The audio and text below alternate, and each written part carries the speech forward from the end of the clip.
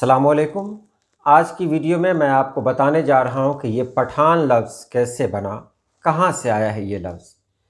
बहुत ख़ास वीडियो होगी क्योंकि आपने सवाल किया था कि पठान के बारे में बता दें।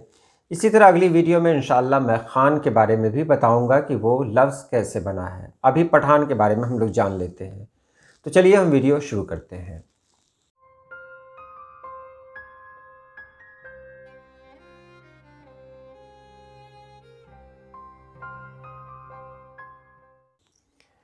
पठान जो लफ्ज़ बना है इसके बारे में इख्तिलाफ़ है। बहुत सारे लोग हैं जो अलग अलग जवाब देते हैं। उन लोगों के जवाबात क्या क्या हैं, आज की इस वीडियो में मैं आपको तफसील से बता रहा हूँ।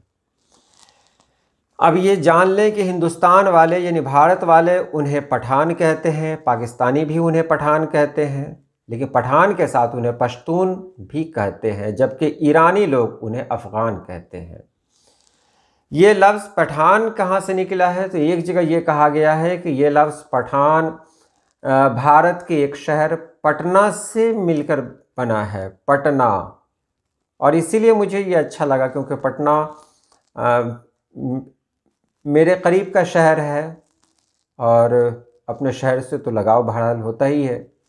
तो पटना से ये लफ्ज़ निकला है। जब अफ़गान मुख्तलिफ़ दौर में कारोबार के सिलसिले में हिंदुस्तान जाकर मुख्तलिफ़ जगहों पर ख़ास तौर से पटना में आबाद हुए तो उनको हिंदुस्तान के लोग पटना वाले कहकर बुलाते थे। बाद में यही पटना वाले कहते कहते बदलते बदलते पठान लफ्ज़ हो गया। मैं ये नहीं कह रहा ये बात सही है। अगर ये बात सही होती तो इतनी सारी दलीलें मुझे पेश नहीं करनी पड़ती। तो एक बात ये भी है, प्रोफेसर अहमद हुसैन दानी का ख्याल है कि ठे का इस्तेमाल बताता है कि ये हिंद आर्याई कलमा है और ये इम्कान है कि ये कलमा दो लफ्ज़ों पार्ट और स्थान दोनों से मिलकर बना हुआ है। पार्ट जो मौजूदा खरासान है उसको पहले बोला करते थे और स्थान के मानी है जगह, यानी ये खरासान की जगह। इसको पार्थी कहा जाता था पहले, जिन्होंने कदीम ज़माने में शुमाली बर-ए-सग़ीर को अपने कब्ज़े में कर लिया था। तो यहाँ पार्थी कहा जाता था, तो असल नाम था पार्थान। और ये पार्थान पारठान से मतलब तकरार होती रही और तब्दील होते होते ये लफ्ज़ बन गया पठान। ये प्रोफेसर अहमद हुसैन दानी का ख्याल है। लेकिन इतना ही नहीं, आगे भी देखें। लफ्ज़ भारत का ताल्लुक़ भी इसी लफ्ज़ पार्थ या पारस से बना हुआ है। उनका कहना है ऋग्वेद में भारत कबीले का जिक्र मिलता है और उसमें रोशन खान लिखते हैं, एक किताब है तज़किरा पठानों की असलियत और उनकी तारीख़। इसमें रोशन खान लिखते हैं कि अफ़गान जब हिंदुस्तान पर काबिज़ हुए तो उनमें अक्सरियत ऐसे लोगों की थी जो बटनी कबीले से ताल्लुक़ रखते थे। ये लोग शाम के उस शहर से ताल्लुक़ रखते हैं जो दरियाए उर्दुन के मशरिक़ में बशान के इलाक़े में वाक़ था और बथाना के नाम से जाना जाता था, बथाना। इसी निस्बत से इन्हें बटनी कहा गया और यही बटनी बटनी बटना बटना होते हुए ये लफ्ज़ पठान बन गया। देख रहे हैं? तो तीन अभी बातें हुई।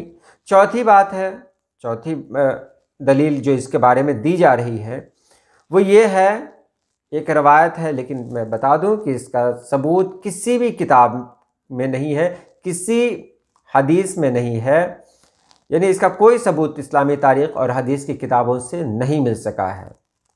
वो बात जानना चाहते हैं, बता देता हूं मैं आपको, लेकिन इसकी दलील नहीं है। कहा जाता है कि अफ़गानों का एक गिरोह कैस नामी शख्स की सरबराही में वफ़द की सूरत में मक्का पहुंचा और खालिद बिन वलीद ने उनकी मुलाकात आप सल्लल्लाहु अलैहि वसल्लम से कराई, यानी नबी पाक सल्लल्लाहु अलैहि वसल्लम से कराई। उसने यानी उस इंसान ने इस्लाम कबूल कर लिया। उसका नाम अब्दुल रशीद रखा गया और बतान लक़ब भी दिया गया। बतान कश्ती के उस लकड़ी को कहते हैं जिससे उसका निचला हिस्सा बनता है और ये सख्त तरीन लकड़ी होती है जिसको समुंदर का पानी भी कमज़ोर नहीं कर सकता। और ये लफ्ज़ बतान ये ज़माने के तग़य्युरात से बदलते बदलते पठान बन गया।